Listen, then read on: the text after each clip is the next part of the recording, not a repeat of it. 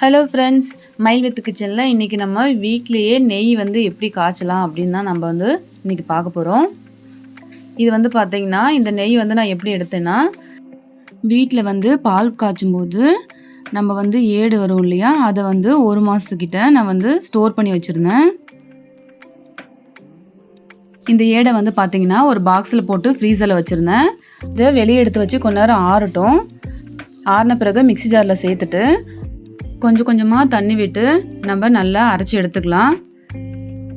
இப்போ பார்த்தீங்கன்னா வெண்ணெய் மட்டும் தனியாக பிரிஞ்சு வந்துருச்சு. இப்போ இந்த வெண்ணெயை கையில் எடுத்து அந்த தண்ணியை மட்டும் நல்லா பிழிஞ்சு எடுத்துடலாம்.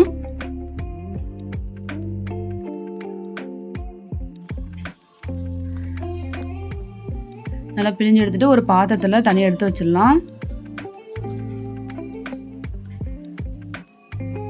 இப்போது வெண்ணெய் தனியாக நம்ம எடுத்துட்டோம்.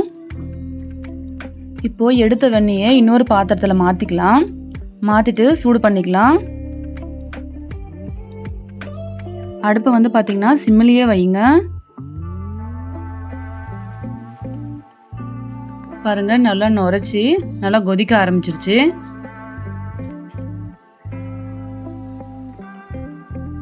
அப்படியே கொஞ்ச நேரம் சிம்மிலேயே வச்சு அப்படியே கொதிக்க விடுங்க. பாருங்க, நல்லா நெய் வந்து தனியாக பிரிஞ்சு வந்துருச்சு.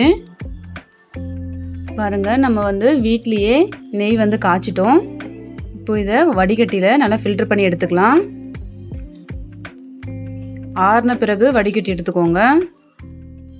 நம்ம வந்து பார்த்திங்கன்னா பால் வந்து காய்ச்சும் போது வீட்டில் மேக்ஸிமம் ஒரு சிலர் வந்து சாப்பிடுவாங்க, ஒரு சிலர் வந்து அந்த ஏடை வடிகட்டி தூக்கி போட்டுவிடுவோம். ஸோ அந்த மாதிரி வேஸ்ட் பண்ணாமல் நம்ம வந்து ஸ்டோர் பண்ணி வச்சுருந்து 1 மாதத்துக்கு ஒரு தடவையோ 2 மாதத்துக்கு ஒரு தடவை இந்த மாதிரி காய்ச்சிக்கிட்டோன்னா நம்ம வந்து நெய் வாங்க வேண்டிய அவசியமே இருக்காது. இதே போல் நீங்களும் வீட்டில் நெய் வந்து காய்ச்சி பாருங்கள்.